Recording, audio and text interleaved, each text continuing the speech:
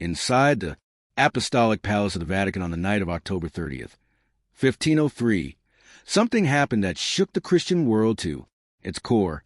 Undervaulted ceilings built to honor the divine. 50 naked courtesans crawled across the freezing marble floor. Cardinals and bishops stood frozen, their silence heavier than the air itself. And at the center of it all, watching, smiling, even laughing, sat Pope Alexander Vist. He presided over the scene like it was his own twisted celebration. But what the witnesses saw that night was only the opening scene. The true nightmare had not yet begun. What followed would be so depraved, so violently opposed to the very idea of sanctity, that even the most hardened chroniclers centuries later struggled to write it down without hesitation. This is the story of Lucrezia Borgia, a woman trapped in a dynasty where power mattered more than blood, faith, or human dignity. A woman whose wedding night became one of the darkest stains in Vatican history. If hidden horrors of the past fascinate you, subscribe to Forgotten Tortures, hit the like button, and once you reach the moment that unsettles you most, tell me where you're watching from. Let's begin. In the autumn of 1503, the bells of St. Peter's rang across Rome, carrying news that quickly consumed Italy. The Pope had announced that his daughter, twice widowed under circumstances dripping with suspicion, would marry once more. But this time there would be no distant palace, no quiet noble hall. The ceremony would take place inside the Vatican itself, in the papal apartments beneath sacred fresco and symbols meant to represent heaven's judgment.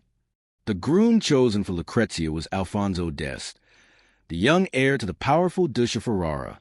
To the rest of Italy, this alliance looked like a political triumph. To Alfonso, it felt more like a quiet execution. Lucrezia's past was infamous. Her first husband, Giovanni Schwarzer, had run from Rome claiming assassins had been sent for him. Her second, Alfonso of Aragon, had been strangled on the steps of the Vatican rumor, pointing directly toward her brother, Caesar Borgia. And now, another Alfonso was being bound to the Borgia family. He knew the danger. Every noble in Italy did. Desperate to escape what he knew was coming, Alfonso tried everything. Diplomatic excuses, delays, pleas through emissaries. But Alexander, V6, was not a man who tolerated refusal. Inside the Vatican, surrounded by scarlet-robed cardinals, his command was absolute. Messengers rode day and night toward Ferrara with a simple message: accept this marriage or be destroyed. If the Este family resisted, Ferrara would face Caesar's merciless armies. Their dynasty could be shattered, and excommunication would strip them of both legitimacy and allies. Italy understood the truth well. No one survived a conflict with the Boers. Realizing resistance meant annihilation, Duke d'Este ordered his son to travel to Rome and surrender to the unavoidable alliance. Meanwhile, in her Vatican apartments, Lucia Borgia gazed out over the eternal city. Her expression heavy with sorrow far older than her 21 years. Europe had painted her as a seductress, a poisoner, a woman who manipulated men like chess pieces. But those closest to her knew the truth. She was not a mastermind of deceit, but porn trapped between a father and brother whose ambitions knew no limits. Her first marriage was dissolved the moment it ceased to benefit them. Her second husband, whom she had genuinely loved, was murdered before her eyes, a fate she could neither prevent nor avenge. Her attendants whispered as she woke in the dead of night, clasping her chest, trembling from nightmares she refused to discuss. She knew this third marriage would not bring love, but even she could not imagine what her wedding night would become. Something dark, calculated, and cruel was gathering behind Vatican walls. Preparations for the ceremony moved quickly, yet the atmosphere inside the Apostolic Palace felt suffocating. Servants averted their eyes. Cardinals muttered in hushed tones. Strange figures passed through forbidden hallways at odd hours. Rumors swelled of secret instructions, of guests brought in through hidden passages. And one man felt the weight of it all more than anyone. Johann Broussard, the Vatican's master of ceremonies. He had seen countless scandals under Alexander VI's, extravagant feasts, political bribes, Sacred offices sold like trinkets. But something about this night sent a cold unease through him. He sensed that this event would eclipse every scandal he had ever recorded. He sensed that he was about to witness something history would struggle to speak of. A trap had been set, gilded, polished, and inescapable, and both bride and groom were already marching toward its center. In December, Alonso d'Este entered Rome with a small escort. His journey from Ferrara had dragged him through frozen mountains, battered roads, and a growing dread that settled heavily on his chest. But nothing prepared him for the sight of the Vatican, a stone colossus, rising above the city, half bathed in candlelight, half lost in scaffolding. It looked less like the heart of Christianity and more like a fortress, built to swallow those who dared oppose it. Inside, the welcome was overwhelming. Alexander V sat upon its throne, robed in shimmering white and gold that reflected the candle light like molten metal. Beside him stood Caesar, silent, motionless, and terrifying in his restraint. Though only 26, he was already feared across Italy. Entire families vanished at a command. Cities surrendered at his approach. When his eyes locked onto Alfonso, the meaning was unmistakable. You are no guest. Here, over the following weeks, Alfonso endured humiliation disguised as celebration. At banquets, he was seated beside courtesans while high-ranking clergy watched with thinly concealed amusement. On hunts, Caesar displayed a ruthless skill that felt more like a warning than sport. During receptions, Alexander V made pointed remarks about the tragic ends of Lucrezia's previous husbands. Every gesture carried the same quiet threat. You belong to us now. And the worst part, the true horror of this wedding, the moment that history would whisper about, for centuries, had not yet begun. There were hunts where Caesar displayed his dominance with cold, effortless precision, reminding Alonso with every arrow and every fallen beast that he commanded not only armies, but fear itself. There were receptions where Alexander mocked the fates of Lucrezia's previous husbands in front of the entire court, hinting almost cheerfully how short the life of a Boris son-in-law tended to be. Alonso tried to preserve what remained of his dignity, but by then he was a prisoner wrapped in ceremony. His own nights were kept isolated in the Vatican under flimsy excuses. He slept in rooms watched day and night by papal guards. Every passing hour revealed the truth more clearly. He had walked into a trap, and there was no path back out. The marriage was nothing but a facade. The real purpose was far more vicious. The Borgias intended to break the Este family's pride, humiliate them before Italy, and show every noble house from Florence to Naples that Darrow could crush any lineage, no matter how old or powerful. And while Alfonso endured this quiet psychological siege, preparations of a very different nature were unfolding. Deep within the Vatican, Caesar took personal command of the wedding night's feast, and his vision pushed far beyond what even Rome's most decadent circles would have dared to whisper aloud. Behind closed doors, he met with his father to finalize the details that would have horrified any soul who still held the church in reverence. 50 of the most striking courtesans in Rome were hand-selected and taken into secret chambers beneath the palace. These were not ordinary prostitutes, but educated, refined women who frequented the salons of nobles. Many trembled when they learned what the Pope expected of them, yet none dared to defy the head of Christendom. They were ordered to dress in lavish velvet and silk garments they would later be compelled to remove.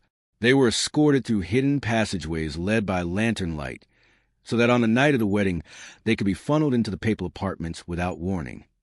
Servants who witnessed these preparations crossed themselves repeatedly whispering, prayers that clung to their lips like frost. They knew something unholy had begun to rise within the walls of the Vatican. Even Lucrezia sensed it, though she was deliberately excluded from most preparations. She felt the dark tension thickening in the air. Her maids reported unfamiliar faces slipping through corridors, courtesans appearing in rooms where they did not belong, and her brother Caesar moving about with a smile that made their blood run cold. The night before the wedding, unable to endure the suffocating atmosphere, Lucrezia fled to the Sign Chapel, beneath Michelangelo's vast, thunderous sky. beneath the painted hand of God reaching toward Adam, she collapsed to her knees.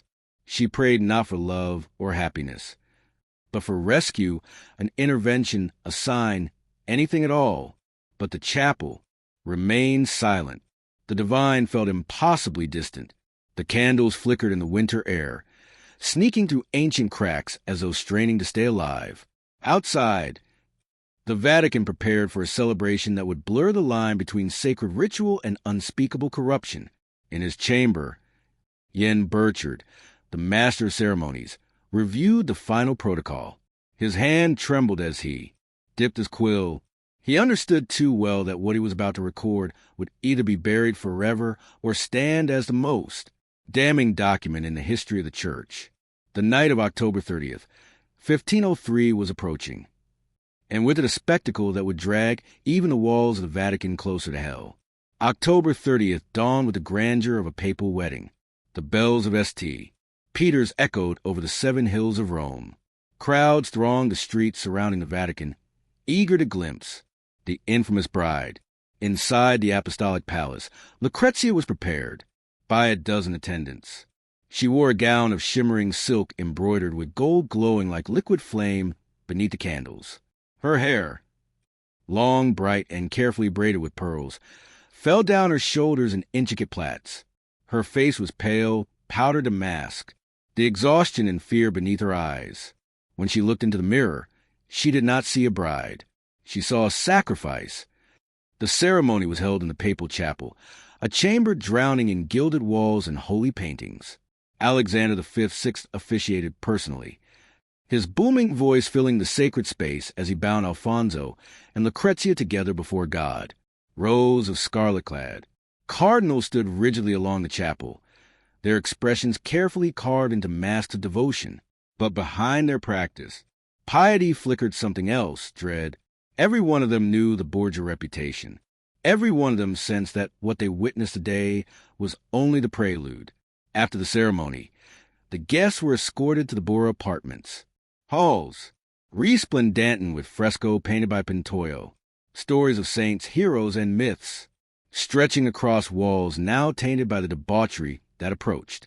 Enormous tables overflowed with roasted boar, pheasants still adorned in their feathers, piles of exotic fruit, and goblets of wine from the finest vineyards in Italy.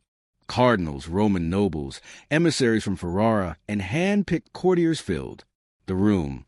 Alfonso and Lucrezia sat at the head table, trapped in a celebration that already felt unreal, like a masquerade masking something darker beneath. At first, the banquet unfolded like any noble feast. Gentle music from lutes and viols drifted through the air.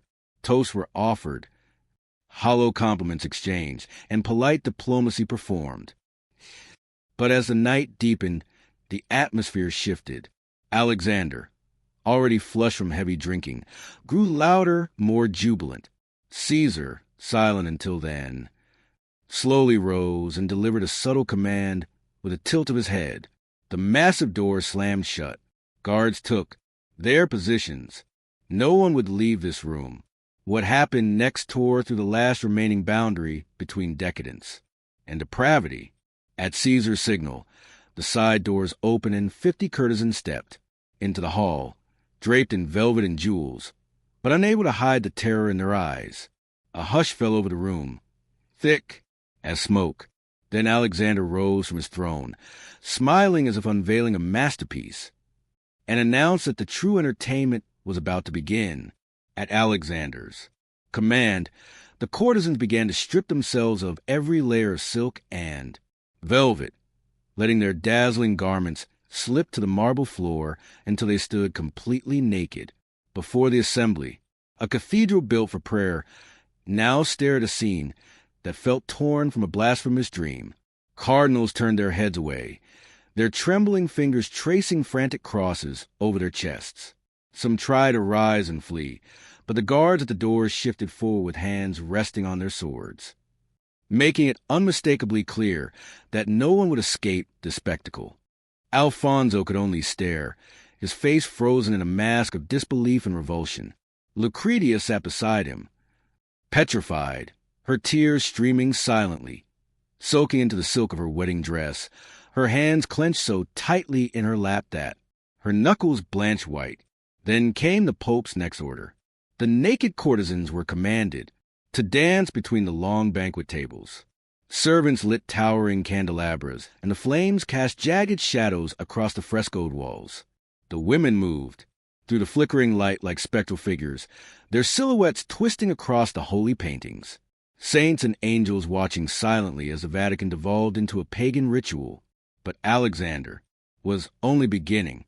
In an act crafted solely to degrade, he ordered baskets of chestnuts to be brought in and scattered across the polished marble floor. The nuts rolled between the feet of horrified guests, the sound echoing like faint thunder. Then the Pope announced the next phase of his depravity. The courtesans were to crawl on all fours between the legs of cardinals and nobles to collect the chestnuts like animals driven into a grotesque contest. The woman who gathered the most would be rewarded with silk cloaks, gold jewelry, and treasures from the papal vault. The humiliation that followed was so extreme that Yen Burchard, hardened by years of witnessing the Vatican's darkest moments, later wrote that he struggled to describe it in words.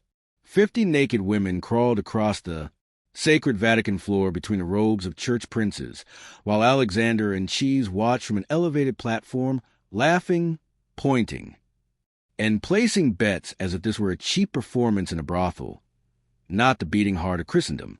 Some young cardinals, drunk and overwhelmed by the night's madness, laughed and cheered. Others bowed their heads, crushed by the war between their faith and their terror of the Pope. Alfonso sat motionless, unable to comprehend that this nightmare was part of his wedding feast in the Vatican itself under the eyes of the man who claimed to speak for God. And Lucrezia, poor Lucrezia, her wedding dress had become a shroud. Her tears had dried into a frozen expression of emptiness. She had always known her father and brother were capable of monstrous things, but she had never imagined they would turn her wedding into a ritual of damnation. Yet even now the night had not reached its darkest point. As midnight approached and the Vatican clocks tolled 12, Alexander finally declared the end of the chestnut banquet. The naked courtesans, exhausted, huddled in corners with their humiliating prizes. Wine soaked the tables. Guests sat frozen, half drunk, half stunned, entirely broken. Alexander, however, was clear-headed, focused, intent, and his next command silenced the hall so completely that one could hear the candles crackle. With a voice dripping in authority, he announced that the sacred duty of marriage now had to be fulfilled. But what he ordered next crushed whatever remained of dignity in the room. He proclaimed that Alonso d'Este must prove the marriage with Lucrezia, not once, but 3 times, and not in private.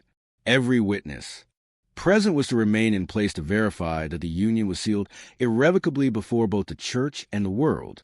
The hall descended into horrified silence. Even Caesar, whose name was synonymous with brutality, looked sharply at his father, caught off guard by the sheer audacity of the decree. Alonso rose slowly, his face drained of all color. He was a prince raised on ideals of honor and duty, but surrounded now by Caesar's armed men, their hands gripping their sword hilts. He understood there was no refusing this command. He turned to look at Lucrezia. She trembled like a bird trapped beneath a predator's shadow. Her eyes were vacant, her spirit already battered past the point of resistance. Her lips moved, but no sound escaped. Under the murderous gaze of the guards and the expectant stare of the Pope, Alfonso had no choice. He escorted Lucrezia to an adjoining chamber, a room normally used for receiving diplomats, now transformed into a furnished bridal chamber. The doors remained wide open. No privacy, no humanity. Those who had not fled were forced to stand in the outer room, in full view of what was about to take place. What followed was not a union. It was the destruction of 2 human beings. Witnesses stared in stunned silence. Some whispered desperate prayers. Others cried quietly. Even the courtesans, victims of their own degradation, looked away in grief. And as the night dragged on and the Pope's horrific order unfolded step by step, a single unspoken truth filled the Vatican. Something sacred had died in that palace, and Rome would never be the same again. By the time the night dragged into its final hours, Lydia had slipped into a state beyond exhaustion, beyond fear. Her mind, desperate to survive, had separated from the nightmare unfolding around her. She moved mechanically without thought, as if her spirit had fled her body to escape the horror she could no longer fight. And then, just as the first pale light of dawn crept through the windows of the Bora apartments, Pope Alexander VI issued command for the third and final fulfillment of his monstrous decree. Josiah was present again, watching coldly, overseeing every detail with the same clinical detachment he used on the battlefield. When the ordeal was completed, he announced triumphantly that the marriage was now bound 3 times, sealed in the eyes of both the church and the law, impossible to challenge or undo. Alexander V6 lifted his wine cup in satisfaction, smiling as if the night had been nothing more than an extravagant celebration instead of a descent into moral abyss. What remained in the room were the survivors, a collection of broken souls.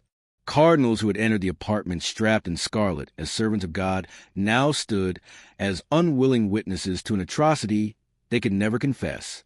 Their silence, their inaction had made them accomplices. When the sun rose fully over Rome, it revealed devastation. Empty wine jugs, chestnuts crushed into marble floor, exhausted courtesans curled in corners, guards standing like statues, eyes downcast. In the adjoining chamber, Lucrezia lay completely still, staring upward as if the ceiling itself were miles away. Her body remained in the room, but her spirit was elsewhere, somewhere unreachable. Alfonso sat at the edge of the bed, trembling violently, his face buried in his hands. Nothing in his life, no battlefield, no political threat had ever shattered him like this night. There was no revenge powerful enough to restore what had been taken from him. Within days, he left Rome quietly, broken beyond repair, returning to Ferrara with a silence he would carry for the rest of his life. Not once did he ever speak of the night again. The story could not be contained. Word of the banquet spread like a plague. Whispers in Roman streets turned into murmurs across Italy, then erupted into reports sent to courts throughout Europe. Ambassadors wrote in coded letters. Priests spoke in veiled warnings. Nobles read the dispatches in stunned disbelief. The Venetian envoy famously wrote, "What happened in the Vatican surpasses even the darkest imaginations of ancient Rome." He declared that the Pope had disgraced not only his daughter, but the entire church. The Boers had been feared before, but now they were viewed as the very embodiment of corruption. In marketplaces and taverns, people lowered their voices when uttering their name, as if the family itself could hear their whispers. Across Europe, preachers seized the tale as proof of Rome's moral rot. Among them was a monk who would soon plunge the church into upheaval, Martin Luther. Years later, he would cite the Bora feast as a symbol of everything poisoned within the Vatican. Meanwhile, Jan Burchard, the one man who had witnessed everything from beginning to end, recorded it all in his diary. His hands had trembled as he wrote, aware that his account might either vanish under Vatican secrecy or one day stand as the most damning testimony ever written about the church. Lucrezia Borgia never escaped the shadow of that night.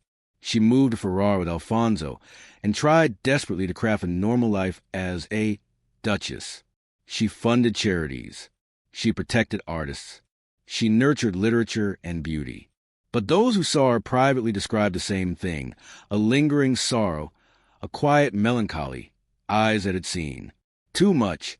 She bore children with Alfonso, but their marriage, irrevocably poisoned by that night, was a hollow shell. They lived side by side, but separated by a wound no human could mend. Lucrezia died young at 39, giving birth to her 8th child. On her deathbed, she asked for a priest and prayed until her final breath. Her last recorded words were, "I am ready to be free at last." Freedom, something she had been denied her entire life. Alexander V died only months after the banquet rumors whispering the poison, the tool he had used so often, had finally found its way back to him. Cesare Borgia, stripped of power after his father's death, fell in a lonely ambush in Spain. His body was mutilated and thrown into an unmarked grave, far from the grandeur he believed he was destined for. But the night of October 30th, 1503, did not die with them. It became a symbol, an icon of corruption so severe that it fueled the flames of the Protestant Reformation. Martin Luther and others invoked the Borgias repeatedly as proof of the Vatican's decay. The Counter-Reformation that followed was in part an attempt to erase the stain of this family from history. Yet, the truth survived.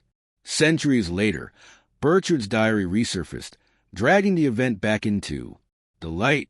Even today, more than 500 years after that night, the chestnut, banquet, and the triple shame stand as infamous reminders of what happens when absolute power loses all restraint. It warns us that humanity's darkest acts are often committed in the places meant to be sacred. The story of Lucrezia Borgia's wedding night is not simply history. It is a mirror, a warning, a reminder that evil often thrives in silence. If you've reached the end of this account, write boo in the comments so we know you walk with us through this entire chilling descent.